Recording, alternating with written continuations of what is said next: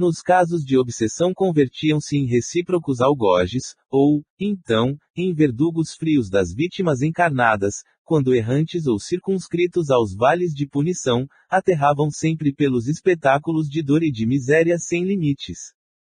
No entanto, era forçoso convir, eles, os desventurados, e nós outros, que continuávamos trabalhando em ritmo normal, atravessáramos portas idênticas.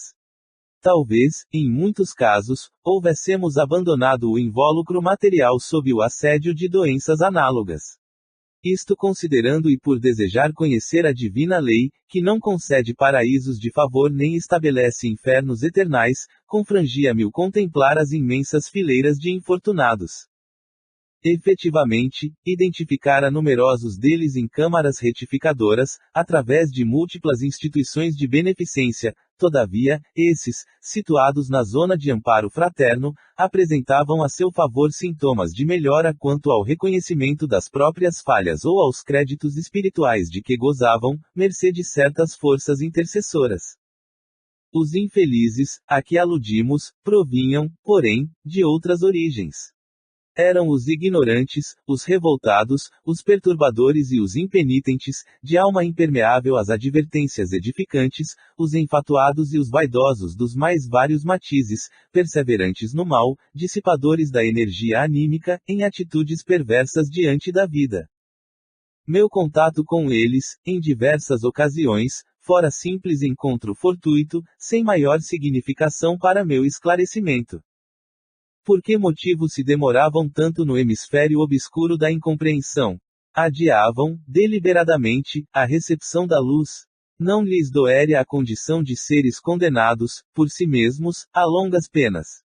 Não experimentariam vergonha pela perda voluntária de tempo. Muita vez, surpreende-me a contemplar a luz.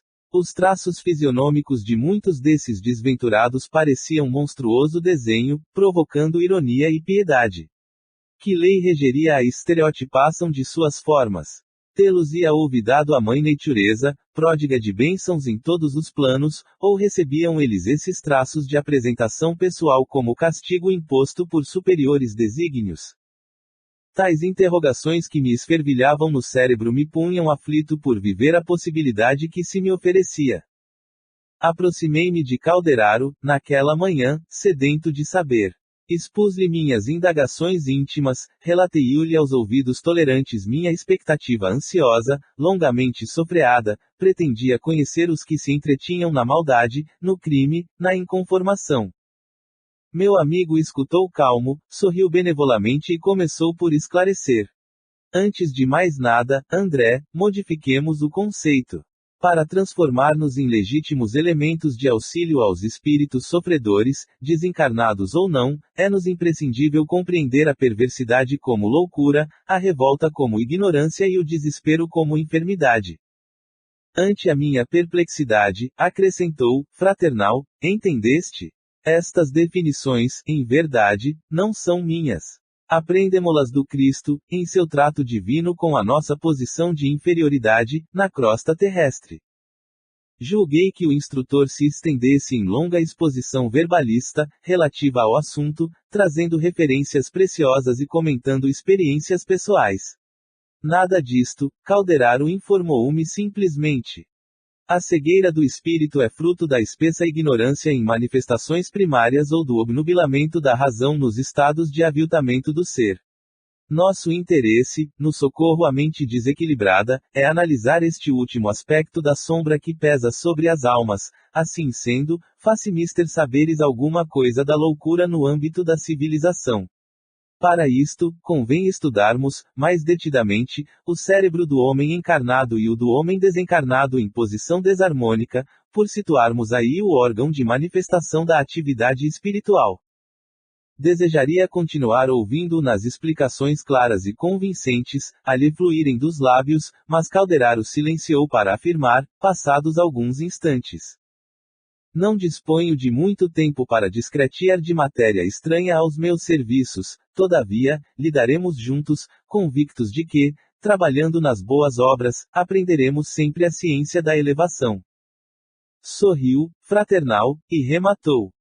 O verbo gasto em serviços do bem é cimento divino para realizações imorredouras. Conversaremos, pois, servindo aos nossos semelhantes de modo substancial, e nosso lucro será crescente. Calei-me, edificado.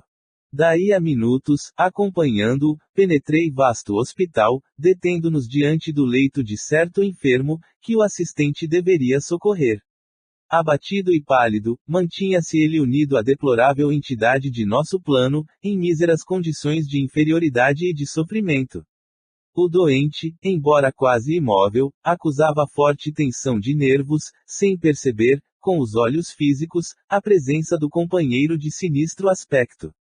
Pareciam visceralmente jungidos um ao outro, tal a abundância de fios tenuíssimos que mutuamente os entrelaçavam, desde o tórax à cabeça, pelo que se me afiguravam dois prisioneiros de uma rede fluídica. Pensamentos de um deles com certeza viveriam no cérebro do outro. Comoções e sentimentos seriam permutados entre ambos com matemática precisão. Espiritualmente, estariam, de contínuo, perfeitamente identificados entre si. Observava-lhes, admirado, o fluxo de comuns vibrações mentais. Dispunha-me a comentar o fenômeno, quando Calderaro, percebendo minha intenção, se adiantou, recomendando: examina o cérebro de nosso irmão encarnado.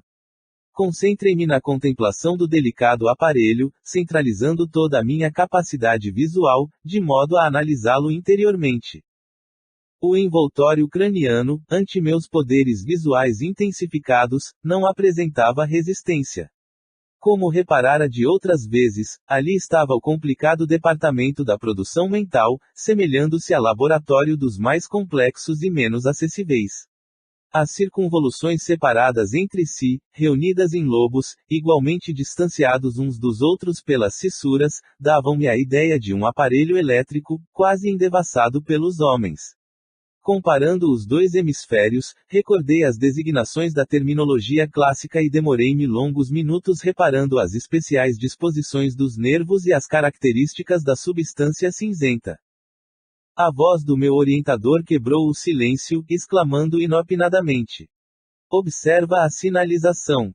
Assombrado, notei, pela primeira vez, que as irradiações emitidas pelo cérebro continham diferenças essenciais. Cada centro motor assinalava-se com peculiaridades diversas, através das forças radiantes. Descobri, surpreso, que toda a província cerebral, pelos sinais luminosos, se dividia em 3 regiões distintas. Nos lobos frontais, as zonas de associação eram quase brilhantes. Do córtex motor, até a extremidade da medula espinhal, a claridade diminuía, para tomar-se ainda mais fraca nos gânglios basais. Já despende alguns minutos na contemplação das células nervosas, quando o assistente me aconselhou: examinaste o cérebro do companheiro que ainda se prende ao veículo denso, observa, agora, o mesmo órgão no amigo desencarnado que o influencia de modo direto. A entidade, que não se dava conta de nossa presença, em virtude do círculo de vibrações grosseiras em que se mantinha, fechava toda a atenção no doente, lembrando a sagacidade de um felino vigiando a presa. Observei-lhe estranha ferida na região torácica e dispunha-me a investigar-lhe a causa, sondando os pulmões, quando Calderaro me corrigiu sem afetação. Trataremos da chaga no trabalho de assistência. Concentra as possibilidades da visão no cérebro. Decorridos alguns momentos, concluí que, à parte a configuração das peças e o ritmo vibratório, tinha sob os olhos 2 cérebros quase idênticos. Diferia o campo mental do desencarnado, revelando alguma superioridade no terreno da substância, que, no corpo perispiritual, era mais leve e menos obscura. Tive a impressão de que, se lavassemos, por dentro, o cérebro do amigo estirado no leito, escoimando-o de certos corpúsculos mais pesados, seria ele quase igual, em essência, ao da entidade que eu mantinha sob exame. As divisões luminosas, porém, eram em tudo análogas.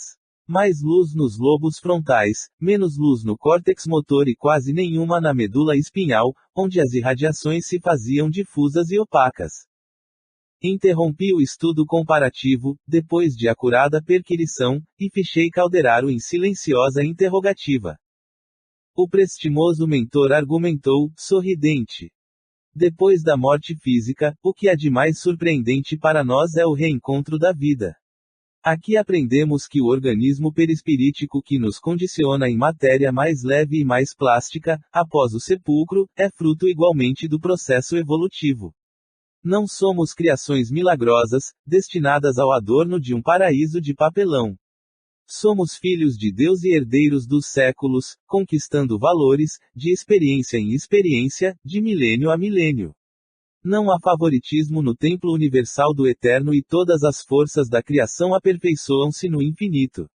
A crisálida de consciência, que reside no cristal a rolar na corrente do rio, aí se acha em processo liberatório. As árvores que por vezes se aprumam centenas de anos, a suportar os golpes do inverno e acalentadas pelas carícias da primavera, estão conquistando a memória. A fêmea do tigre, lambendo os filhinhos recém-natos, aprende rudimentos do amor. O símio, guinchando, organiza a faculdade da palavra. Em verdade, Deus criou o mundo, mas nós nos conservamos ainda longe da obra completa. Os seres que habitam o universo ressumbrarão suor por muito tempo, a aprimorá-lo. Assim também a individualidade. Somos criação do Autor Divino e devemos aperfeiçoar-nos integralmente. O Eterno Pai estabeleceu como lei universal que seja a perfeição obra de cooperativismo entre Ele e nós, os seus filhos. O mentor silenciou por instantes, sem que me acudisse ânimo suficiente para trazer qualquer comentário aos seus elevados conceitos. Logo após, indicou-me a medula espinhal e continuou, creio ociosa qualquer alusão aos trabalhos primordiais do nosso longo drama de vida evolutiva. Desde a ameba, na tépida água do mar, até o homem, vimos lutando, aprendendo e selecionando invariavelmente. Para adquirir movimento e músculos, faculdades e raciocínios, experimentamos a vida e por ela fomos experimentados, milhares de anos. As páginas da sabedoria hinduísta são escritos de ontem e a boa nova de Jesus Cristo é matéria de hoje, comparadas aos milênios vividos por nós, na jornada progressiva. Depois de fazer com a destra significativo gesto, prosseguiu, no sistema nervoso, temos o cérebro inicial, repositório dos movimentos instintivos e sede das atividades subconscientes, figuremo-lo como sendo o porão da individualidade, onde arquivamos todas as experiências e registramos os menores fatos da vida. Na região do córtex motor, zona intermediária entre os lobos frontais e os nervos, temos o cérebro desenvolvido, consubstanciando as energias motoras de que se serve a nossa mente para as manifestações imprescindíveis no atual momento evolutivo do nosso modo de ser. Nos planos dos lobos frontais, silenciosos ainda para a investigação científica do mundo, jazem materiais de ordem sublime, que conquistaremos gradualmente, no esforço de ascensão, representando a parte mais nobre de nosso organismo divino em evolução. Os esclarecimentos singelos e admiráveis empolgavam-me. Calderaro era educador da mais elevada estirpe. Ensinava sem cansar, sabia conduzir o aprendiz a conhecimentos profundos sem nenhum sacrifício da parte do aluno. Apreciava-lhe a nobreza, quando prosseguiu, fim do breve intervalo. Não podemos dizer que possuímos 3 cérebros simultaneamente. Temos apenas um que, porém, se divide em 3 regiões distintas. Tomemo-lo como se fora um castelo de 3 andares. No primeiro situamos a residência de nossos impulsos automáticos, simbolizando o sumário vivo dos serviços realizados. No segundo localizamos o domicílio das conquistas atuais, onde se erguem e se consolidam as qualidades nobres que estamos edificando. No terceiro, temos a casa das noções superiores, indicando as eminências que nos cumpre atingir. Num deles moram o hábito e o automatismo, no outro residem o esforço e a vontade, e no último demoram o ideal e a meta superior a ser alcançada. Distribuímos, deste modo, nos 3 andares, o subconsciente, o consciente e o superconsciente. Como vemos, possuímos, em nós mesmos, o passado, o presente e o futuro. Verificando-se pausa mais longa, dei curso às ponderações íntimas, segundo o antigo veso de inquirir. As preciosas explicações que ouvira não poderiam ser mais simples, nem mais lógicas. Entretanto, perquiria a mim mesmo, o cérebro de um desencarnado seria também suscetível de adoecer. Sabia eu que a substância cinzenta, no mundo carnal, podia ser acometida pelos tumores, pelo amolecimento, pela hemorragia, mas na esfera nova, a que a morte me conduzira, que fenômenos mórbidos assediariam a mente? Calderaro registrou-me as indagações e esclareceu: não discutiremos aqui as moléstias físicas propriamente ditas. Quem acompanha, como nós, desde muito tempo, o ministério dos psiquiatras verdadeiramente consagrados ao bem do próximo, conhece, à saciedade, que todos os títulos de gratidão humana permanecem inexpressivos ante o apostolado de um Paul Broca, que identificou a enfermidade do centro da palavra, ou de um Wagner Jauregui, que se dedicou à cura da paralisia, em perseguição ao espiroqueta da sífilis, até encontrá-lo no recesso da matéria cinzenta, perturbando as zonas motoras. Diante de fenômenos como estes, é compreensível a quebra da harmonia cerebral em consequência de compulsoriamente se arredarem das aglutinações celulares do campo fisiológico os princípios do corpo perispiritual. Essas aglutinações ficam, então, desordenadas em sua estrutura e atividades normais, qual acontece ao violino incapacitado para a execução perfeita de um trecho melódico, por trazer uma ou duas cordas desafinadas. Não devemos, nem podemos ignorar as leis que regem os domínios da forma. Daí a impossibilidade de querermos psicologia equilibrada sem fisiologia harmoniosa, na esfera da ciência humana, isto é caso pacífico. Referir-nos-emos tão só às manifestações espirituais em sua essência. Indaga se a mente desencarnada pode adoecer. Que pergunta! Cuidas que a maldade deliberada não seja moléstia da alma. Que o ódio não constitua morbo terrível? Supões, porventura, não haja vermes mentais da tristeza e da inconformação. Embora tenhamos a felicidade de agir num corpo mais sutil e mais leve, graças à natureza de nossos pensamentos e aspirações, já distantes das zonas grosseiras da vida que deixamos, não possuímos ainda o cérebro dos anjos.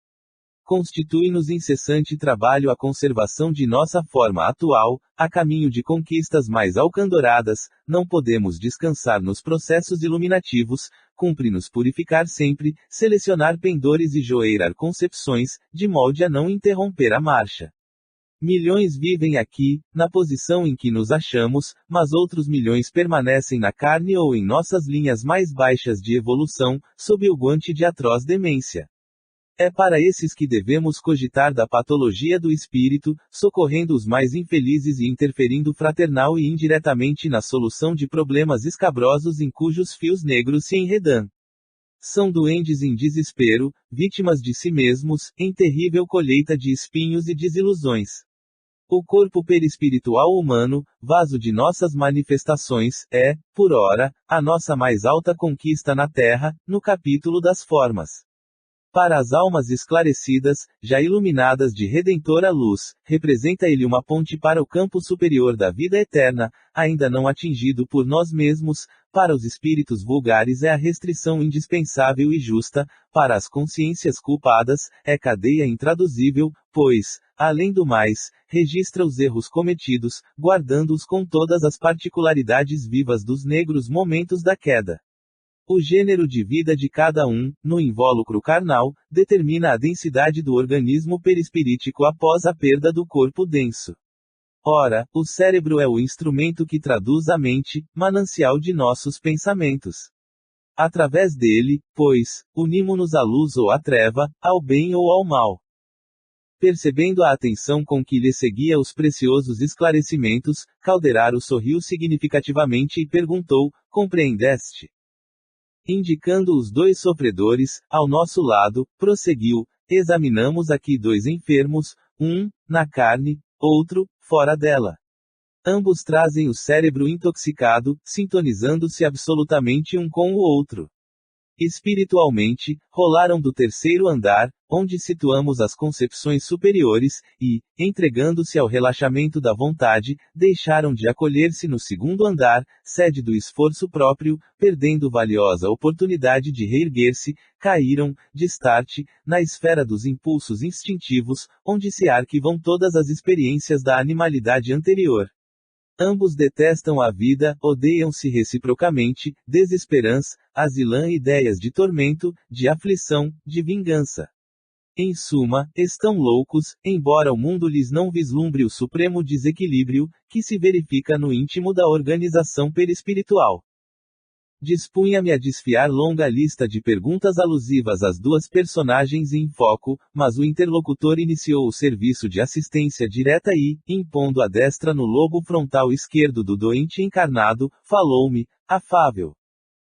Cala, meu amigo, tuas ansiosas indagações. Acalma-te. No transcurso de nossos trabalhos explicar-te-ei quanto estiver ao alcance de meus conhecimentos. 4. Estudando o cérebro. Com a mão fraterna espalmada sobre a fronte do enfermo, como a transmitir-lhe vigorosos fluidos de vida renovadora, Calderaro esclareceu-me, bondoso. Há 20 anos, aproximadamente, este amigo pôs fim ao corpo físico do seu atual verdugo, num doloroso capítulo de sangue. Iniciei o serviço de assistência a ele, só há 3 dias, no entanto, já me inteirei da sua comovente história. Dirigiu compassivo olhar ao algoz desencarnado e prosseguiu. Trabalhavam juntos, numa grande cidade, entregues ao comércio de quinquilharias. O homicida desempenhava funções de empregado da vítima, desde a infância, e, atingida a maioridade, exigiu do chefe, que passara a tutor, o pagamento de vários anos de serviço. Negou-se o patrão, terminantemente, a satisfazê-lo, alegando as fadigas que vivera para assisti-lo na infância e na juventude. Propiciar-lhe-ia vantajosa posição no campo dos negócios, conceder-lhe-ia interesses substanciais, mas não lhe pagaria vintém relativamente ao passado. Até ali, guardara-o a conta de um filho, que lhe reclamava contínua assistência. Estalou a contenda. Palavras rudes, trocadas entre vibrações de cólera, inflamaram o cérebro do rapaz, que, no auge da ira, o assassinou, dominado por selvagem fúria. Antes, porém, de fugir do local, o criminoso correu ao cofre, em que se amontoavam fartos pacotes de papel moeda, retirou a importância vultosa a que se supunha com direito, deixando intacta a regular fortuna que despistaria a polícia no dia imediato.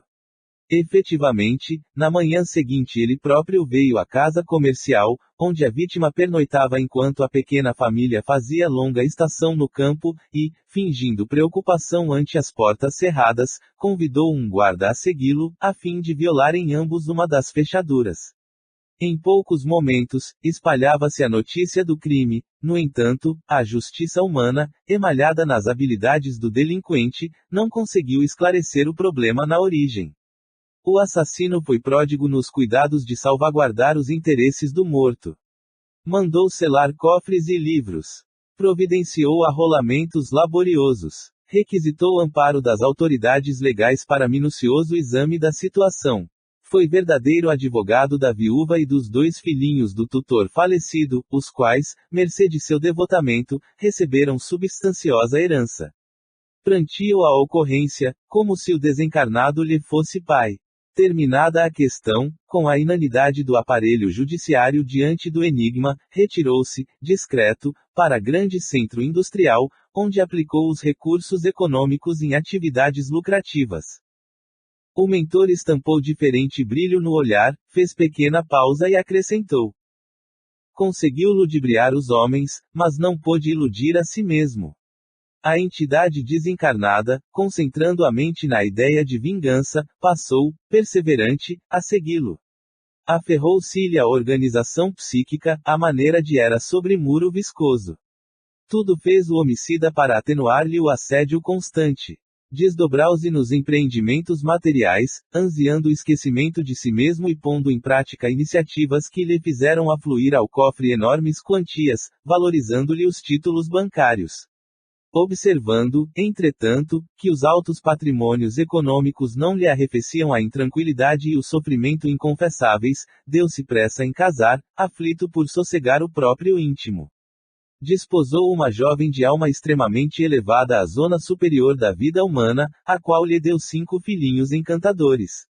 No clima espiritual da mulher escolhida, conseguiu, de certo modo, equilibrar-se, conquanto a vítima nunca o largasse. Ocasiões houve em que se engolfava nas mais cruéis depressões nervosas, assaltado por estranhos pesadelos aos olhos dos familiares, mas sempre resistia, amparado, até certo ponto, pelas afeições de que a esposa, desde muito, dispõe em nossos planos. Se as leis humanas, todavia, correspondem à falibilidade dos homens encarnados, as leis divinas jamais falecem. Conservando as forças tenebrosas acumuladas em seu destino, desde a noite do assassínio, nosso desventurado amigo manteve enclausuradas, no porão da personalidade, todas as impressões destruidoras recolhidas no instante da queda. Repugnava-lhe uma confissão pública do crime, a qual, de certo modo, lhe mitigaria a angústia, libertando energias nefastas, que arquivara. A essa altura da narrativa, Calderaro interrompeu-se. Tocou a zona do córtex e prosseguiu. A mente criminosa, assediada pela presença invariável da vítima, a perturbar-lhe a memória. Passou a fixar-se na região intermediária do cérebro, porque a dor do remorso não lhe permitia fácil acesso à esfera superior do organismo perispirítico, onde os princípios mais nobres do ser erguem o santuário de manifestações da consciência divina. Aterrorizado pelas recordações, transia o irreprimível pavor em face dos juízos conscienciais. Por outra parte, cada vez mais interessado em assegurar a felicidade da família, seu único oásis no deserto escaldante das escabrosas reminiscências, o infeliz, então respeitado por força da posição social que o dinheiro lhe conferia, embrenhou-se em atividade febril e ininterrupta.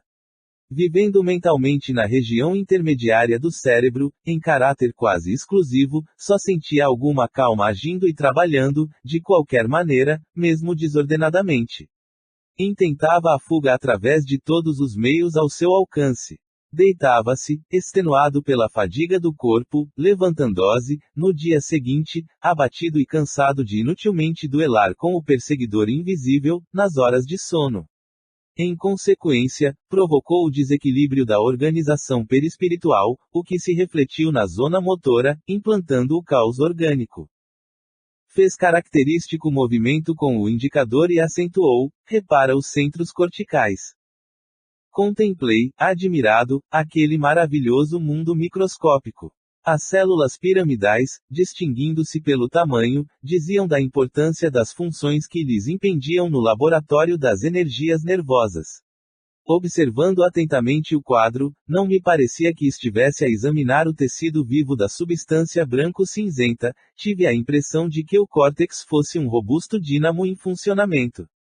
Não estaríamos diante de algum aparelho elétrico de complicada estrutura. Malgrado essas impressões, reparei que a matéria cerebral ameaçava amolecimento. Continuava perplexo, sem saber como formular os comentários cabíveis, quando o assistente me veio em socorro, esclarecendo. Estamos diante do órgão perispiritual do ser humano, adheso à duplicata física, da mesma forma que algumas partes do corpo carnal têm estreito contato com o indumento.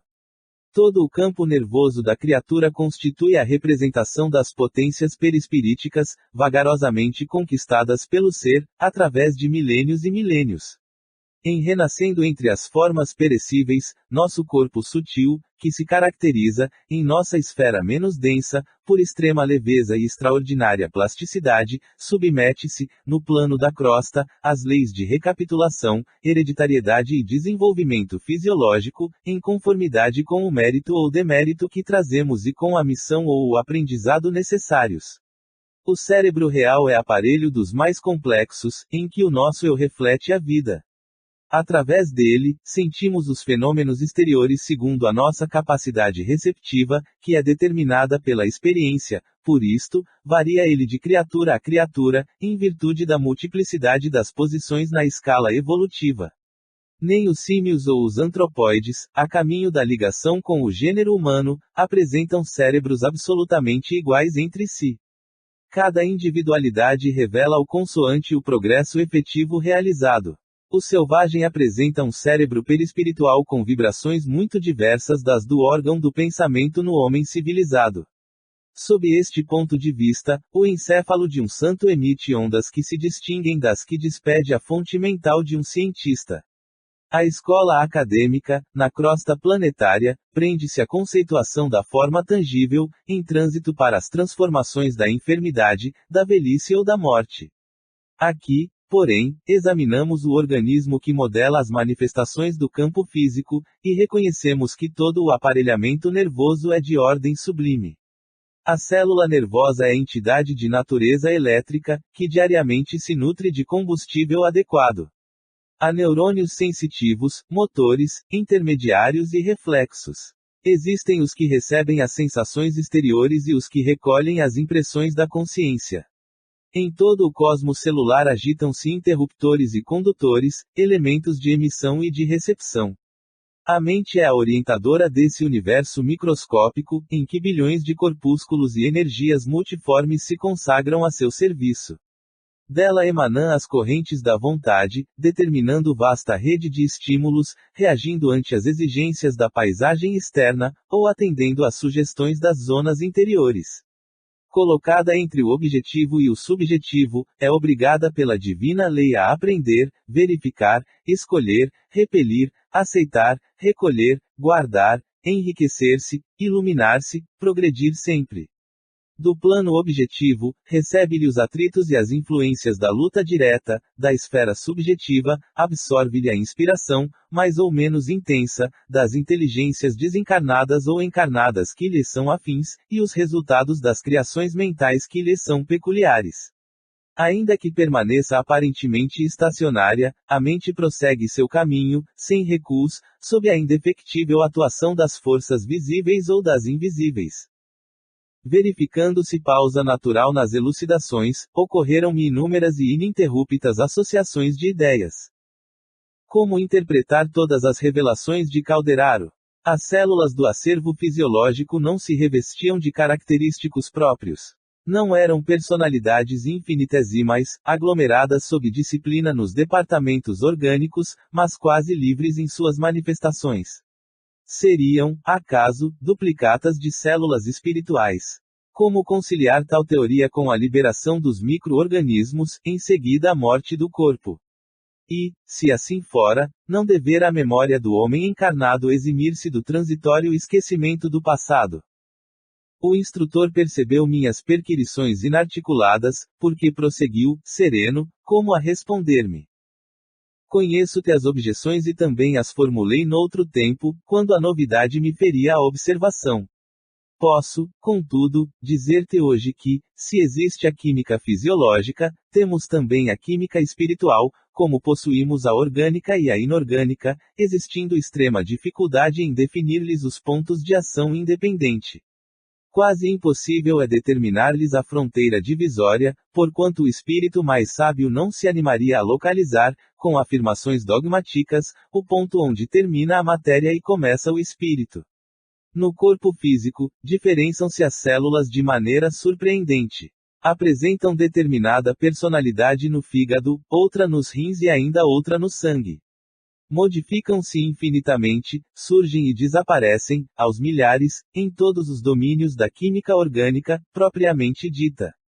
No cérebro, porém, inicia-se o império da química espiritual. Os elementos celulares, aí, são dificilmente substituíveis. A paisagem delicada e superior é sempre a mesma, porque o trabalho da alma requer fixação, aproveitamento e continuidade. O estômago pode ser um alambique, em que o mundo infinitésimo se revele, em tumultuária animalidade, aproximando-se dos quadros inferiores da vida, porquanto o estômago não necessita recordar, compulsoriamente, que substância alimentícia lhe foi dada a elaborar na véspera. O órgão de expressão mental, contudo, reclama personalidades químicas de tipo sublimado, por alimentar-se de experiências que devem ser registradas, arquivadas e lembradas sempre que oportuno ou necessário. Intervém, então, a química superior, dotando o cérebro de material insubstituível em muitos departamentos de seu laboratório íntimo. Interrompeu-se o assistente por alguns segundos, como a dar-me tempo para refletir. Em seguida, continuou, atencioso. Na verdade, não há nisso mistério algum. Voltemos aos ascendentes em evolução. O princípio espiritual acolheu-se no seio tépido das águas, através dos organismos celulares, que se mantinham e se multiplicavam por cisparidade. Em milhares de anos, fez longa viagem na esponja, passando a dominar células autônomas, impondo-lhes o espírito de obediência e de coletividade, na organização primordial dos músculos.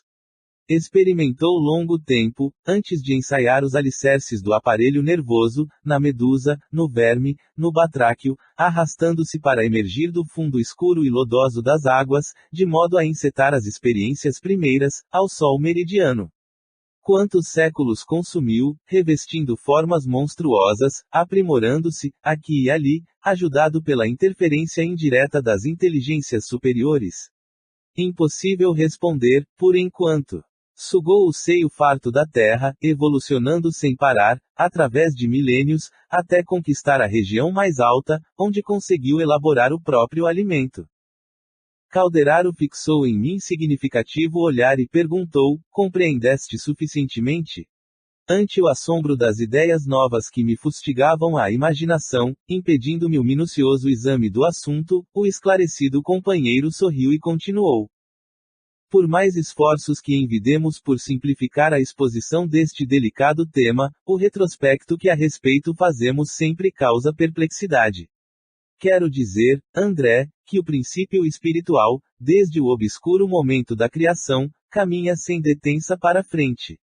Afastou-se do leito oceânico, atingiu a superfície das águas protetoras, moveu-se em direção à lama das margens, debateu-se no charco, chegou à terra firme, experimentou na floresta copioso material de formas representativas, ergueu-se do solo, contemplou os céus e, depois de longos milênios, durante os quais aprendeu a procriar, alimentar-se, escolher, lembrar e sentir, conquistou a inteligência. Viajou do simples impulso para a irritabilidade, da irritabilidade para a sensação, da sensação para o instinto, do instinto para a razão. Nessa penosa romagem, inúmeros milênios decorreram sobre nós. Estamos, em todas as épocas, abandonando esferas inferiores, a fim de escalar as superiores. O cérebro é o órgão sagrado de manifestação da mente, em trânsito da animalidade primitiva para a espiritualidade humana. O orientador, interrompendo-se, acariciou-me de leve, como companheiro experimentado no estudo estimulando o aprendiz humilde, e acrescentou. Em síntese, o homem das últimas dezenas de séculos representa a humanidade vitoriosa, emergindo da bestialidade primária. Desta condição participamos nós, os desencarnados, em número de muitos milhões de espíritos ainda pesados, por não revermos, até o momento, alijado todo o conteúdo de qualidades inferiores de nossa organização perispiritual. Tal circunstância nos compele a viver, após a morte física, em formações afins, em sociedades realmente avançadas, mas semelhantes aos agrupamentos terrestres. Oscilamos entre a liberação e a reencarnação, aperfeiçoando-nos, burilando-nos, progredindo, até conseguir, pelo refinamento próprio, o acesso a expressões sublimes da vida superior, que ainda não nos é dado compreender. Nos dois lados da existência, em que nos movimentamos e dentro dos quais se encontram o nascimento e a morte do corpo denso, como portas de comunicação, o trabalho construtivo é a nossa bênção, aparelhando-nos para o futuro divino. A atividade, na esfera que ora ocupamos, é, para quantos se conservam quites com a lei, mais rica de beleza e de felicidade, pois a matéria é mais rarefeita e mais obediente às nossas solicitações de índole superior. Atravessado, contudo, o rio do renascimento, somos surpreendidos pelo duro trabalho de recapitulação para a necessária aprendizagem. Por lá semearemos, para colher aqui, aprimorando, reajustando e embelezando, até atingir a messe perfeita, o celeiro farto de grãos sublimes, de modo a nos transferirmos, aptos e vitoriosos, para outras terras do céu. Não devemos acreditar, porém, quanto aos serviços de resgate e de expiação, que a esfera carnal seja a única capaz de oferecer o bendito ensejo de sofrimento áspero, redentor. Em regiões sombrias, fora dela, quais não podes ignorar, a oportunidade de tratamento expiatório para os devedores mais infelizes, que voluntariamente contraíram perigosos débitos para com a lei. Verificou-se breve pausa, que não interrompi, considerando a inconveniência de qualquer indagação de minha parte. Calderaro, todavia, continuou, solícito. Perguntas por que motivo não conserva o homem encarnado a plenitude das recordações do longuíssimo pretérito, isto é natural, em virtude da tão grande ascendência do corpo perispiritual sobre o mecanismo fisiológico. Se a forma física evoluiu e se aperfeiçoou, o mesmo terá acontecido ao organismo perispirítico, através das idades. Nós mesmos, em nossa relativa condição de espiritualidade, ainda não possuímos o processo de reminiscência integral dos caminhos perlustrados. Não estamos, por enquanto, munidos de suficiente luz para descer com proveito a todos os ângulos do abismo das origens. Tal faculdade, só mais tarde a adquiriremos, quando nossa alma estiver escoimada de todo e qualquer resquício de sombra. Comparando, entretanto, a nossa situação com o estado menos lúcido de nossos irmãos encarnados, importa não nos esqueça que os nervos, o córtex motor e os lobos frontais, que ora examinamos, constituem apenas regulares pontos de contato entre a organização perispiritual e o aparelho físico, indispensáveis, uma e outro, ao trabalho de enriquecimento e de crescimento do ser eterno. Em linguagem mais simples, são respiradouros dos impulsos, experiências e noções elevadas da personalidade real que não se extingue no túmulo e que não suportariam a carga de uma dupla vida. Em razão disto, e atendendo aos deveres impostos à consciência de vigília para os serviços de cada dia, desempenham função amortecedora, são quebra-luzes, atuando beneficamente para que a alma encarnada trabalhe e evolva. Além disto, nascimento e morte, na esfera carnal, para a generalidade das criaturas são choques biológicos, imprescindíveis à renovação. Em verdade, não há total esquecimento na crosta terrestre, nem restauração imediata da memória nas províncias de existência, que se seguem, naturais, ao campo da atividade física. Todos os homens conservam tendências e faculdades, que quase equivalem à efetiva lembrança do passado, e nem todos, ao atravessarem o sepulcro, podem readquirir, repentinamente, o patrimônio de suas reminiscências. Quem demasiado se materialize, demorando-se em baixo padrão vibratório, no campo de matéria densa, não pode reacender, de pronto, a luz da memória. Dispenderá tempo a desfazer-se dos pesados envoltórios a que inadvertidamente se prendeu. Dentro da luta humana, também, é indispensável que os neurônios se façam de luvas, mais ou menos espessas, a fim de que o fluxo das recordações não modere o esforço edificante da alma encarnada, empenhada em nobres objetivos de evolução ou resgate, aprimoramento ou ministério sublime. Importa reconhecer, porém, que a nossa mente aqui age no organismo perispirítico, com poderes muito mais extensos, mercê da singular natureza e elasticidade da matéria que presentemente nos define a forma. Isto, contudo, em nossos círculos de ação, não nos evita as manifestações grosseiras, as quedas lastimáveis, as doenças complexas, porque a mente, o senhor do corpo, mesmo aqui, é acessível ao vício, ao relaxamento e às paixões arruinantes. Nessa altura das elucidações, arrisquei uma pergunta, no intervalo que se fez, espontâneo. Como interpretar, de maneira simples, as três regiões de vida cerebral a que nos referimos? O companheiro não se fez rogado e redarguiu. Nervos, zona motora e lobos frontais, no corpo carnal, traduzindo impulsividade, experiência e noções superiores da alma, constituem campos de fixação da mente encarnada ou desencarnada. A demora excessiva num desses planos, com as ações que lhe são consequentes, determina a destinação do cosmo individual. A criatura estacionária na região dos impulsos perde-se num labirinto de causas e efeitos, desperdiçando tempo e energia. Quem se entrega, de modo absoluto, ao esforço maquinal, sem consulta ao passado e sem organização de bases para o futuro, mecaniza a existência, destituindo-a de luz edificante. Os que se refugiam exclusivamente no templo das noções superiores sofrem o perigo da contemplação sem as obras, da meditação sem trabalho, da renúncia sem proveito. Para que nossa mente prossiga na direção do alto, é indispensável se equilibre, valendo-se das conquistas passadas, para orientar os serviços presentes, e amparando-se, ao mesmo tempo, na esperança que flui, cristalina e bela, da fonte superior de idealismo elevado. Através dessa fonte ela pode captar do plano divino as energias restauradoras, assim construindo o futuro santificante.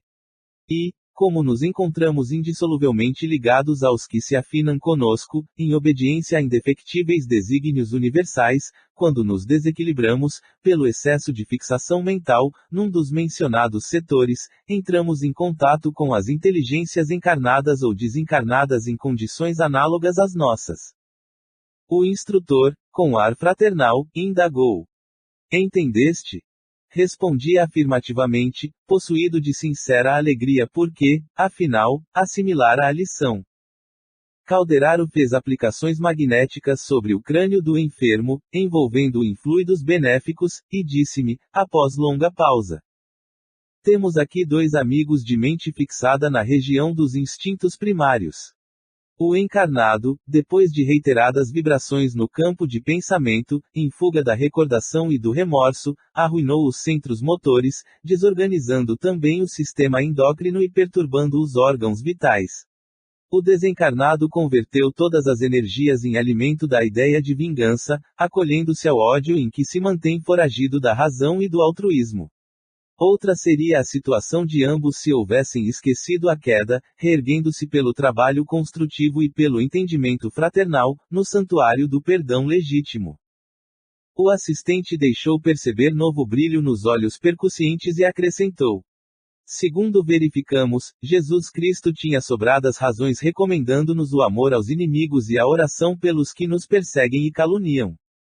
Não é isto mera virtude, senão princípio científico de libertação do ser, de progresso da alma, de amplitude espiritual. No pensamento residem as causas. Época virá em que o amor, a fraternidade e a compreensão, definindo estados do espírito, serão tão importantes para a mente encarnada quanto o pão, a água, o remédio. É questão de tempo. Lícito é esperar sempre o bem, com o otimismo divino. A mente humana, de maneira geral, ascende para o conhecimento superior, apesar de, por vezes, parecer o contrário. Em seguida, permaneceu Calderaro longos minutos em vigorosas irradiações magnéticas, que, envolvendo a cabeça e a espinha dorsal do enfermo, se me afiguraram fortemente repousantes, porque em breve o doente, antes torturado, se abandonava a sono tranquilo, como se sorvera suavíssimo anestésico. Dentro em pouco encontrava-se em nosso círculo, temporariamente afastado do veículo denso, tomado de pavor perante o verdugo implacável, que se mantinha sentado, impassível, num dos ângulos do leito. Verifiquei que o enfermo não nos notava a presença, qual acontecia com o algoz em muda expectativa. Contava como certo que o assistente os cumulasse de longas doutrinações. Calderaro, porém, guardou absoluto silêncio. Não me contive, interroguei-o. Por que os não socorrer com palavras de esclarecimento? O doente parecia-me aflito, enquanto o perseguidor se erguia, agora, mais agressivo. Por que não sustar o braço cruel que ameaçava um infeliz? Não seria justo impedir o atrito, que acarretaria consequências imprevisíveis ao companheiro hospitalizado? O instrutor ouviu-me, sereno, e respondeu: Falaríamos em vão, André, porque ainda não sabemos amá-los como se fossem nossos irmãos ou nossos filhos. Para nós ambos, espíritos de raciocínio algo avançado, mas de sentimentos menos sublimes, são eles dois infortunados, e nada mais. Damos-lhes, no momento, o de que dispomos, isto é, intervenção benéfica no campo de seus sofrimentos exteriores, nos limites de nossas aquisições no domínio do conhecimento. Olhou para a grande porta próxima e acentuou: a providência não foi, porém, esquecida. A irmã Cipriana, orientadora dos serviços de socorro do grupo em que coopero, não pode tardar. Mais alguns instantes, durante os quais o verdugo e a vítima reciprocavam palavras amargas, e o prestimoso mentor prosseguiu: Lembras-te de Dipo Segur? Sim, recordava-me de modo vago. Fez-se em meu cérebro uma livre associação de ideias, rememorando estudos que levara a efeitos sobre certas realizações de Charcot. Não podia, entretanto, especificar particularidades, porquanto a psiquiatria não fora meu campo direto de trabalho na medicina. Tornou Calderaro, solícito. De Puysegur foi dos primeiros magnetistas que encontraram o sono revelador, em que era possível conversar com o paciente noutro estado consciencial que não o comum. Desde então, a descoberta impressionou os psicologistas, com ela, surgia nova terapêutica para tratamento das moléstias nervosas e mentais. Entretanto, para nós, neste lado da vida, o fenômeno é corriqueiro. Diariamente milhões de pessoas adormecem sob a influência magnética de amigos espirituais, a fim de serem auxiliadas nas resoluções inadiáveis. E por que não tentarmos o esclarecimento verbal, agora, a estes nossos amigos? Insisti, ansioso por minha vez, observando os infortunados contendores, que se trocavam insultos e acusações. Porque, se o conhecimento auxilia por fora, só o amor socorre por dentro, acrescentou o instrutor tranquilamente. Com a nossa cultura retificamos os efeitos, quanto possível, e só os que amam conseguem atingir as causas profundas. Ora, os nossos desventurados amigos reclamam intervenção no íntimo, para modificar atitudes mentais em definitivo. E nós ambos, por enquanto, apenas conhecemos, sem saber amar. Nesse momento, alguém assomou à porta de entrada. Oh! Era uma sublime mulher, revelando idade madura, nos olhos esplendia-lhe brilho meigo e enternecedor. Curvei-me, comovido e respeitoso. Calderaro tocou-me o ombro de leve, e murmurou-me ao ouvido. É a irmã Cipriana, a portadora do divino amor fraternal, que ainda não adquirimos. 5. O poder do amor. A mensageira aproximou-se e saudou-nos. Calderaro apresentou-me atenciosamente. Fixou ela o triste quadro e disse ao assistente: Felicito-o pelo socorro que, nos últimos dias, vem prestando aos nossos infortunados irmãos. Agora atacaremos a parte final do serviço, convictos do êxito. Meu esforço, acrescentou o interlocutor, humilde, foi quase nenhum, resumindo-se em meros preparativos. Irmã Cipriana sorriu, afável, e observou. Como atingiríamos o fim sem passar pelo princípio? Ó irmã, o conhecimento pode pouquíssimo, comparado com o muito que o amor pode sempre. Singular expressão estampou-se na fisionomia da emissária, como se as referências lhe ferissem fundo à modéstia natural. Ocultando os méritos que lhe eram próprios, considerou. Sabe o divino Senhor que ainda estou a grande distância da realização que me atribui. Sou frágil e imperfeita e devo caminhar ainda infinitamente para adquirir o amor que fortalece e aperfeiçoa. Retendo o olhar firmemente sobre o meu companheiro, acrescentou. Estamos em cooperação fraternal na obra que pertence ao Altíssimo. Espero que os amigos se mantenham a postos, efetuando a maior porção do serviço, porque, quanto a mim, só atenderei aos singelos deveres que um coração materno pode desempenhar. Assim dizendo, acercou-se de ambos os infelizes, postando-se em atitude de oração. Que estaria pedindo às forças superiores, ali, diante de nós, aquela mulher de extraordinária expressão? Sentia-lhe, enlevado, a sinceridade profunda, a humildade fiel.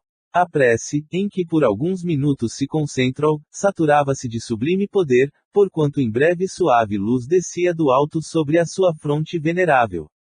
Gradativamente Cipriana se fazia mais bela. Os raios divinos a fluírem dos mananciais invisíveis, envolvendo-a, transfiguravam-na toda. Tive a impressão de que a sua organização perispiritual absorvia a claridade maravilhosa, represando-se-lhe no ser. Escoados alguns momentos, circundava-a refulgente halo, cuja santidade senti dever respeitar. Dos olhos, do tórax e das mãos influíam irradiações de frouxa e suave luz, que não me terrificava a retina surpresa. Estava formosa, radiante, qual se fora a materialização da Madonna de Murilo, em milagrosa aparição. Perante a sua personalidade transfigurada, quase me prosternei, tal a comoção daquele minuto inesquecível. Nenhum olhar nos dirigiu, quiçá, por humildade, no desejo de ocultar a elevada posição que desfrutava. Estendeu as mãos para os dois desventurados, atingindo-os com o seu amoroso magnetismo, e notei, assombrado, que o poder daquela mulher sublimada lhes modificava o campo vibratório.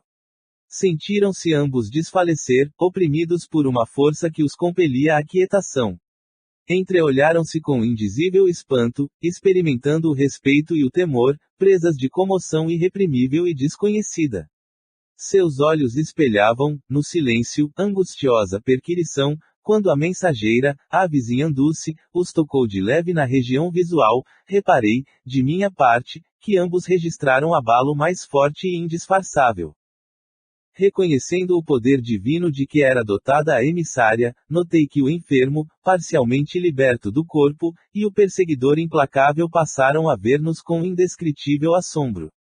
Gritaram violentamente, empolgados pela surpresa, e, por julgar cada um de nós o que vê através do prisma de conhecimentos adquiridos, cuidaram fossem visitados pela excelsa Mãe de Jesus, definiam o ambiente em harmonia com as noções religiosas que o mundo lhes inculcara.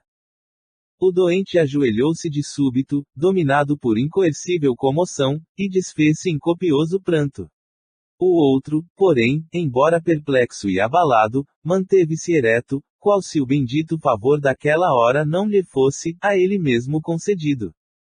Mãe dos céus! Clamou o companheiro hospitalizado, chorando convulsivamente, como vos dignais de visitar o criminoso, que sou eu.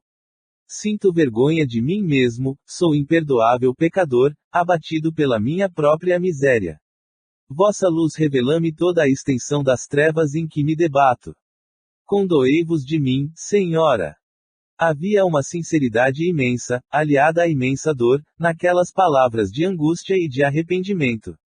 Soluços sufocantes assomaram-lhe a boca, interrompendo-lhe a tocante súplica. Cipriana acercou-se dele, de olhos faiscantes e úmidos. Tentou soerguê-lo, sem, no entanto, lograr que ele deixasse a postura genuflexa. Certo, a piedosa missionária informara-se de todas as minúcias necessárias ao êxito de sua missão naqueles minutos, porque, enlaçando-o maternalmente, o chamou pelo nome, esclarecendo. Pedro, filho meu, não sou quem julgas, no transporte de viva confiança que te sensibiliza a alma. Sou simplesmente tua irmã na eternidade, todavia, também fui mãe na terra e sei quanto sofres. O interpelado ergueu os olhos suplices, fitando através de espesso véu de lágrimas. Embora visivelmente animado pelas declarações ouvidas, manteve-se em posição reverente e humilde. Matei um homem! Exclamou, desabafando-se. A mensageira afagou-lhe o rosto, banhado em pranto, e acrescentou. Sei disto. Decorridos alguns instantes, em que dividia o carinhoso olhar entre o interlocutor e o verdugo, contido pelo respeito à reduzida distância, dirigiu-se ao doente, de maneira intencional, de modo a se fazer ouvida pelo companheiro vingador. Por que destruíste, Pedro, a vida de teu irmão? Como te julgaste com forças e direito para quebrar a harmonia divina? Deixando perceber que lhe ouvia os pensamentos mais íntimos, prosseguiu. Supunhas fazer justiça pelas próprias mãos, quando só fazias expandir a cólera aniquiladora. Por que razão, meu filho, pretendeste equilibrar a vida, provocando a morte? Como conciliar a justiça com o crime, quando sabemos que o verdadeiro justo é aquele que trabalha e espera no Pai, o supremo doador da vida? Faz muito tempo has perpetrado o homicídio, presumindo liquidar escabroso débito a jorros de sangue. Eliminaste o corpo de um amigo que se fez incompreensivo e duro. Todavia, desde o trágico instante, ouves a consciência divina, a reiterar a velha pergunta, Caim, que fizeste de teu irmão? Tens vivido desarvorado e desditoso, de alma agrilhoada à própria vítima, aprendendo que o mal jamais se coadunará com o bem e que a lei cobra dobrados tributos àquele que se antepõe aos seus ditames sábios e soberanos.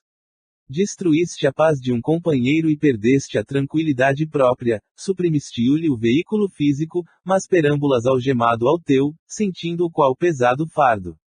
Cuidavas ministrar o direito a ti mesmo e entortaste o destino, imprimindo perigosa curva ao teu caminho, que poderia ser retilíneo e iluminado.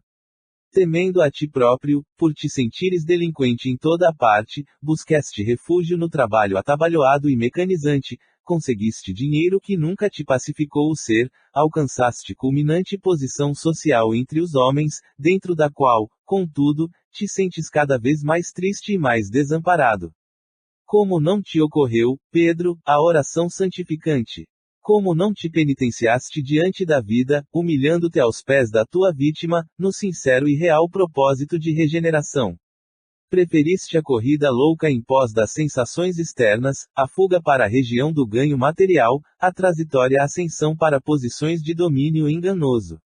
Aterrorizado, tentaste escapar ao tribunal íntimo, onde o poder espiritual te exprobrava o condenável procedimento. Mas, nunca é tarde para levantar o coração e curar a consciência ferida. Exausto de sofrer, cedeste à enfermidade e aproximaste da loucura. De alma contundida e corpo em desordem, apelaste para a misericórdia divina e aqui estamos. Contudo, meu amigo, nossa voz não se ergue para fustigar-te o espírito, já de si mesmo tão castigado e tão infeliz. Vimos ao teu encontro para estimular-te à regeneração. Quem poderá condenar alguém, depois da comunhão de vicissitudes na carne? Quem se sentirá suficientemente puro e santificado para atirar a primeira pedra, mesmo depois de haver atravessado a fronteira de cinzas do sepulcro? Quem de nós terá passado incólume nas correntes do pântano? Não, Pedro, o fundamento da obra divina é de amor incomensurável. Encontramo-nos aqui para querer-te bem, intentando alçar-te a consciência aos campos infinitos da vida eterna. Oraste e chamaste-nos. Abriste a mente à força regenerativa e somos teus irmãos. Muitos de nós, em outro tempo, penetramos também o sombrio recôncavo dos vales do assassínio, da injustiça e da morte. Entretanto, estacamos no caminho, renegamos o crime, ressoldamos com lágrimas os elos partidos pela nossa imprudência e, cultivando o perdão e a humildade, aprendemos que só o amor salva e constrói para sempre. Lembra-te das tuas próprias necessidades, interrompe a marcha da aflição, reconsidera a atitude e fez novo compromisso perante a divina justiça. Passada longa pausa, Cipriana abriu os braços maternos e acrescentou: Levanta-te e vem a mim. Sou tua mãe espiritual, em nome de Deus. O enfermo, de olhos brilhantes e lacrimosos, ergueu-se, qual menino, sensibilizando-nos o coração e exclamou: Merecerei tamanha graça? Como não, filho meu? O Pai não nos responde às súplicas com palavras condenatórias. Acercamo-nos de ti em nome dele, nosso Supremo Senhor. Assim dizendo, conchegou-o ao coração, mas havia tal meiguice naquele amplexo inesperado, que outros circunstantes, que não nós, diriam presenciar o reencontro de carinhosa mãe com o filho ausente, após longa e cruciante separação. O infortunado deixou pender a cabeça sobre um dos ombros dela, demonstrando infinita confiança, e murmurou infantilmente: Mãe do céu, ninguém na terra jamais me falou assim. Via-se-lhe o alívio, através do semblante feliz. Cipriana animou-o, bondosa, e explicou: É imprescindível aquietes a mente afogueada, depositando nas mãos do Senhor as antigas angústias. A essa altura, voltei a caldeirar o meu olhar comovido e notei que as lágrimas não brotavam exclusivamente dos meus olhos. O companheiro tinha as abundantes a lhe deslizarem na face calma.